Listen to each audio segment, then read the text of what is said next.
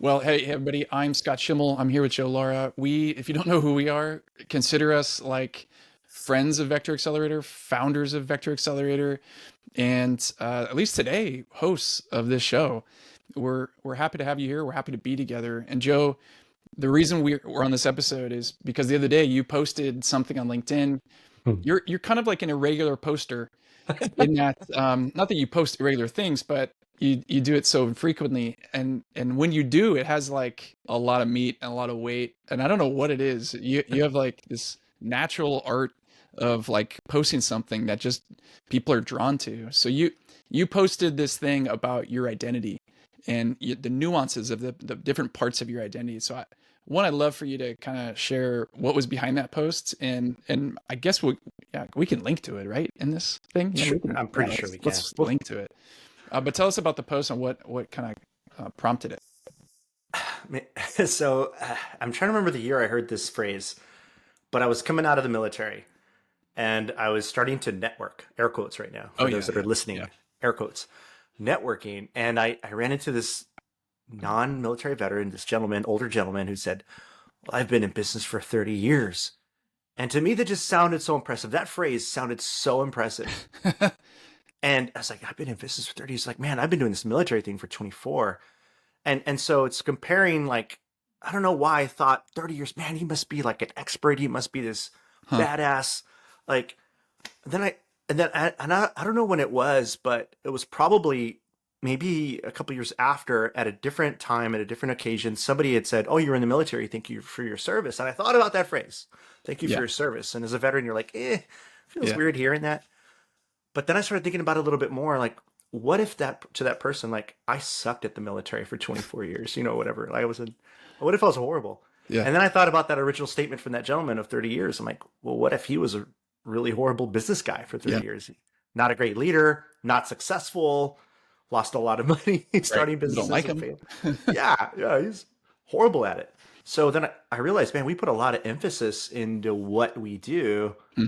and it almost becomes our identity. I mean, you think about Oh yeah, when we first meet each other at a social event. Hey, what do you do for a living? That's yeah, like the first question that comes out of our mouth. And we put a lot of weight to it. I'm guilty of it too, still to this day. yeah. But I thought about that as a veteran, and I'm like, man, I think we like to put each other in boxes, and sometimes we put our own selves in boxes. And so not only do we do that to others, but if you're a veteran and you're considering transition or separation, or you're about to make that jump, you associate as a veteran. You are a veteran, and I just really wanted to make a post that would kind of challenge assumptions when it comes to identity. Yeah, it's interesting as you're saying that in work scenarios or maybe like around town or social settings, we ask questions like, "So what do you do?" And I'm trying to think of when we don't. And it's probably the things that come to mind are like weddings and funerals. It's like, how do you know? It's like the question before, what do you do? It's like it's essentially it's another version of who are you? And I think Mm-hmm. that's kind of what where my mind was going. You were saying that it's because the thing that you do is a way for us to in kind of have a shorthand understanding of who are you.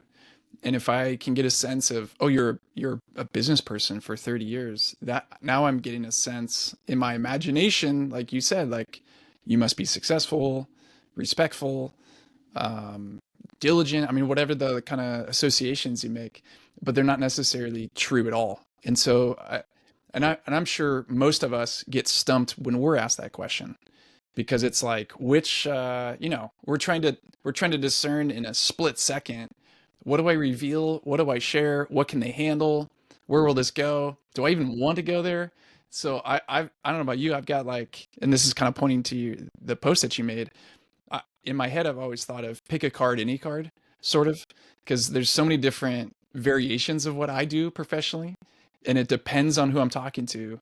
If I get paired up with some guy playing golf and they're like, "What do you do, Scott?" and I'm like, yeah," and I'll just say something like, "Just I'm in education," or "I help veterans," or something that's just I'm trying to shut the conversation down.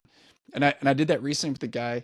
It was just me and him playing golf randomly. I don't play that much, but just this guy is like we're talking for a couple holes, and he asked me what I do. I say something about education. And he's like, "Oh, okay, cool." And then like a hole later, I'm like, okay, I guess I'm supposed to ask him. I don't want to be friends, you know. I just want to put my head down.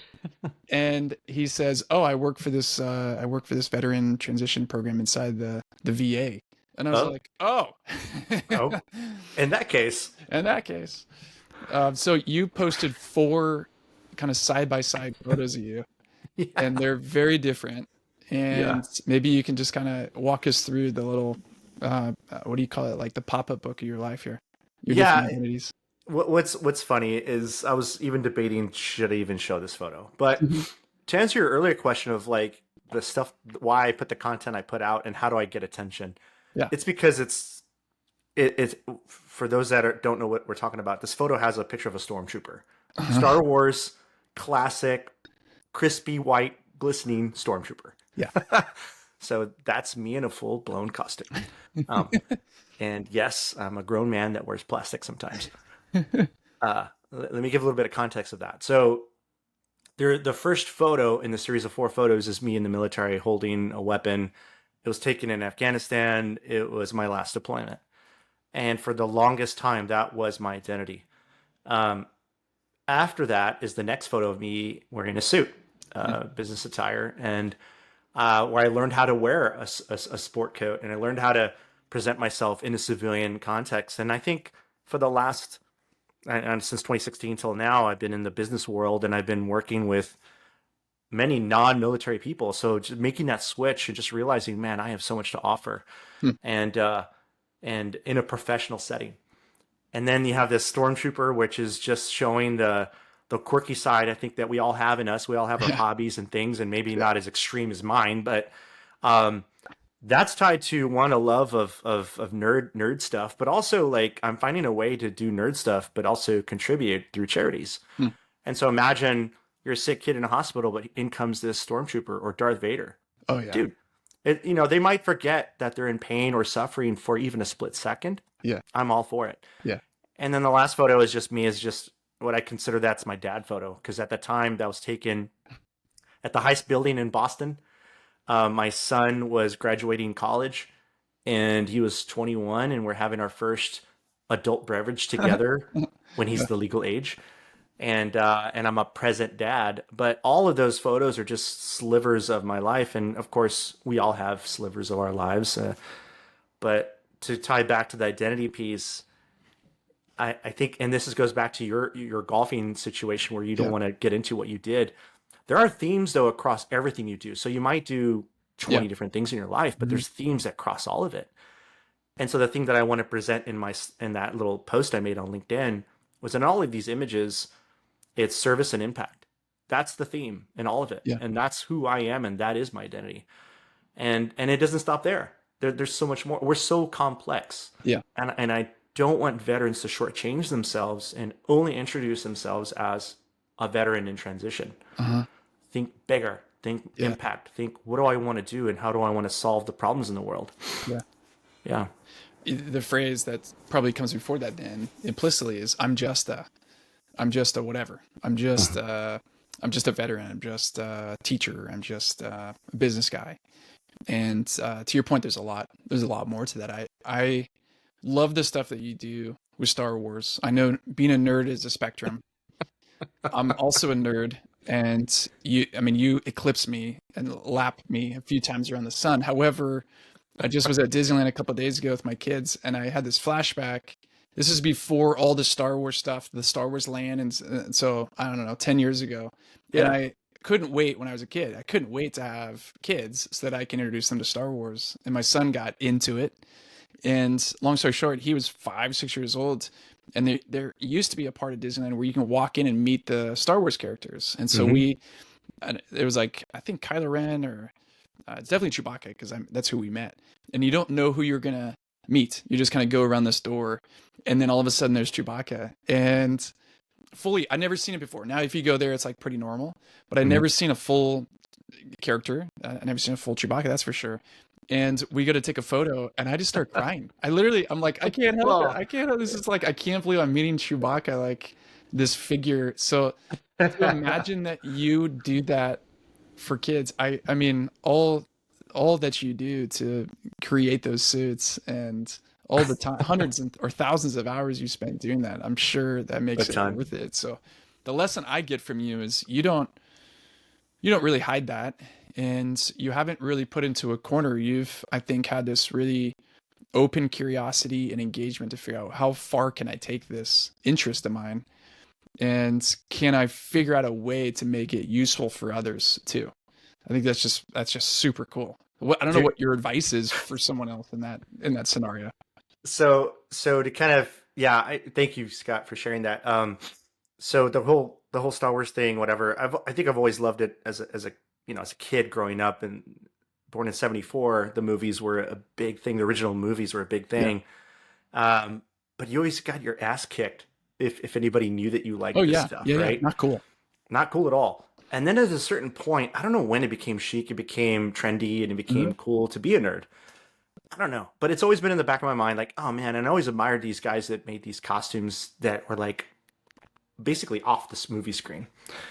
And so I dove into it during COVID, Yeah. went down the rabbit hole, and figured out I'm actually pretty good at this. Uh-huh. But to your point of like, what can I do more than just make a costume Yeah. and even just like put it on and show up in front of a kid to make him smile? Yeah. It's okay. What are those themes of what I'm about? Maybe it's service and impact, and how Yeah. can I use this thing, this silly thing Yeah. that's you know fun for me and maybe stupid to other people? I don't care. Right. There's going to be a community of people that gravitate towards it, Yeah. and can I have an impact and influence on them? And how can I serve them, even though I don't know them? And what I found is, let me open up a different social media account Mm. and start creating what I would consider a community of Yeah. people that maybe feel on the margins because they're in this nerd culture and they don't feel they're heard. Yeah. So get this, get this. This is where I knew that I was having an impact. About a year into my journey, I got a letter in the mail from this guy named Ryan, who's a cop up in the northeastern part of the country Hmm. in Maryland. And he's like, dude, I've been following you for some time. Don't ask me how I got your address. Uh, but we're about the same age, and I've always been this inner nerd, and you just convinced me to start making costumes. Like I love it. Whoa. And I'm like, Whoa. what the heck's going on here? Whoa. And so he's going on that rabbit hole now, and so it's like that's cool. And we actually connected recently this year in San Diego at Comic Con. No way. Yeah, he's like, hey, I'm gonna be in town. You want to link up? Like, yep. You want to go in the basement and do karate? Yep. So it's a lot of fun. But yeah, there's you never know who's listening, who's watching, and who's observing, and who's being influenced Yeah. by just taking a leap of faith. And but also those themes, though, it's not deviating from the essence of who you are. Right. It's not about being fake or trying to take the selfie and say this is my perfect self, Yeah. because that's not what it's about. Yeah. Yeah, at all. And I think for as many people as can relate to that, I think there's maybe more who can relate to being hesitant to posting something that you're interested in.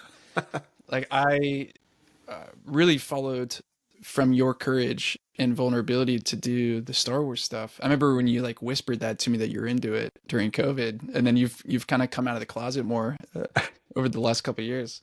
But in my version for Star Wars for you has been golf for me, and I equally growing up that was super nerdy. It was before Tiger Woods. I mean, it just was like, you might as well play the violin for fun. Like golf was just so lame to where I grew up. And I don't know why, I can't explain it, but I just love it. I love it so much. And especially, I don't know, about 10, 12 years ago, I'm like, I want to be the art of putting. It's so silly. It's so niche. And I just wanted to become the best putter that I could ever be. And I was like 2 years ago, right at the end of COVID, I started to realize I've read books about putting. I have the gadgets that I have, the number of putters that I've invested in. It's just something I don't know why I'm so deeply passionate about. So with that same inspiration from you, I started asking, well, what can I do with this? And so it was very vulnerable. I'm someone who's online a lot, posts a lot for work. But I started to post like how-to videos, little tips of videos of me on a putting green, say, hey, here's another thing you can do. And I didn't know why. I just felt like that's a step I need to take.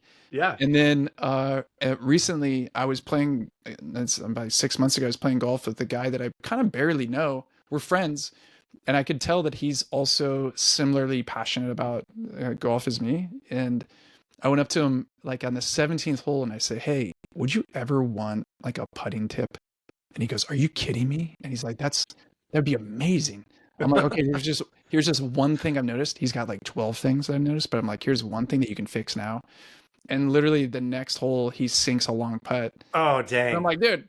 So I texted him after. I said, "Hey, you can, if you ever want to, I know this is getting weird, but I'm like, if you ever want to like just film yourself doing some putting and just send it to me and I'll give you like a lesson back." And he's like, "Are you trying to start a business?" I'm like, "No, no, no. I'm trying to do something with this."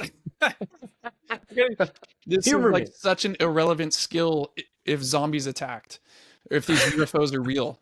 I know how to putt. Like you raise your hand, but I guess my point is there's something about pursuing it and embracing it that matters, and it really matters to my life. It means something to me, and I think a part of what I'm hearing from you is there's a question of like, where does this fit, this part of me, this thing I'm really interested in, where does it fit in my life? Does it fit in the career space, like the career bucket? Does it fit in play? Does it fit in like, where does it fit? I know even you, since transitioning, have had kind of a couple career, like, where does this thing that I believe in, where does this thing that I value fit? I just wonder what your thoughts on that.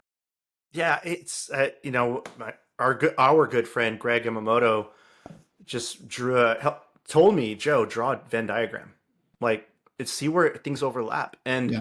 so to bring in golf and what you do for a living with working with young people who are trying to figure out themselves as adults, also with your work with veterans, Yeah. there's a cross section in all of it. And so could it be well, the golf thing is could be very selfish like that. There's a lot of Yeah. fulfillment there. However, this aspect of service and teaching and education, Yeah. because you probably also feel really good when somebody lands well or they have that Yeah. epiphany Right. and they're like, oh my god, I now, like, the clouds have parted because of Scott's guidance. Oh yeah. I mean, that juice is probably the center where all those Venn diagrams collide for you. Yeah. And I think that's the fun part of life. And I really Hmm. hope, like, those that are listening, maybe you're finding yourself in a what does Greg call it, the cycle of doom or circle of doom, what, Yeah, the loop of doom. loop of Yeah. doom. Cycle of doom. Yeah. So Something. yeah, it's loop of doom where you're just kind of doing the Monday to Friday, Uh-huh. because you have to. Yeah. And weekends, man, I got Sunday football. I got red zone. I'm living for a red zone. Yeah. Living to pay that red zone bill.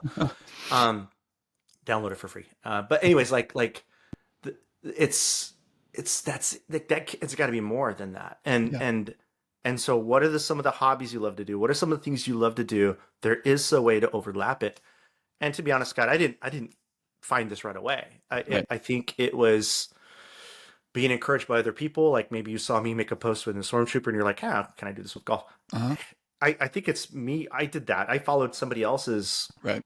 who was ahead of me or doing something really cool, and said, "I wonder if I could do that," and taking a risk. And yes, the V word, being vulnerable in doing so. Yeah. Yeah. Yeah. I love that. So I think picking up what you just said, if as you're thinking about your life, it does help to document the things that you care about, the things that just emerge from you without really any explanation. And I think before you try to figure out what do I do with this, just first start with what is it? What is it that I'm looking at here? And then take some time to look at it from different angles, and then work on some like Venn diagram stuff. Like, could I fit this with that? Like, I know I love teaching. I know I love guiding people, but I also overlap that with I really love kids. And Mm-hmm. so for me, it's just like I could find fulfillment maybe in a people department, HR department of a company, teaching, guiding people, but there'd be something missing. Or maybe I just figure that out on the side, coaching youth sports on the weekends. Like maybe that would be enough. So there's really no formula. There's no master plan. It's up to you to figure out how do you put some of these pieces together. So I hope you experience the joy of that, the kind of generosity, openness of that, not like the anxiety of I got to figure it out now. And that's what we want to help provide through Vector Accelerator. We're to go through a process that could help you look at each part of your life independently without like the lens of survival and the threat of not having a job or not making your parents proud or whatever that is for you, but just to kind of slowly but surely look at these different parts of your life and wonder, what could I do with this? What is it? And how do I make sense of it? And could it all fit together? I'm a visual learner, and so as I was transitioning, I wish somebody would hold up a picture of success for me. Like, Joe, this is what success looks like for you. This is going to be you in 5 years. Awesome. Now I know what to do. I got my marching orders. But that isn't what it's like. And Mm, and so to your point of trying not overthinking it, I think as people explore, as veterans explore the things that they love, also pushing away the things that they don't love, that's an important part of the exercise. yeah. And just kind of looking at their life in sections and not trying to get the whole picture, that whole image. Looking back at that whole transition process for myself, and even now to this day, I'm still developing. It's kind of like a mosaic where it's it's these small pieces that normally would be separate, but when you put them Mm, together, you step back and you see this larger image, yeah. like a stained glass window where it's Oh, this yeah. beautiful Yep. mosaic of art, and you're like, oh my god, I see the themes, I see the connections. It's that is me, and Yeah. now it makes sense in self reflection. But looking forward, it's so hard to see. Yeah. It's that's the challenge, I think, and where people give up, they settle. Uh-huh. They're also impatient. I think so Yeah. many veterans are impatient. They want it now, and I get it. Like, Yeah. especially if you're leaving at a higher pay grade or higher rank where you're already at a high level of success. That is really hard Yeah. because it's a huge punch in the ego. Hmm. With that said, it's a transition. It's transition for a reason. Yeah. It's Yeah. Yeah. yeah. Well, as you're listening, whether you are still serving, if you're kind of going through the season of transition, or maybe you've been out for 10 years, it actually really doesn't matter to us. We're here to support you and guide you through a process that actually works to help you look at different parts of your life and start getting clearer glimpses of that mosaic that Joe's talking about. So head over to vectoraccelerator.org and we can help you get started now with trying to figure out who you are and how to express all the nerdy parts of you in a way that can serve others for good. So we'll be back soon with another episode. Thanks, Joe. Thank you, Scott.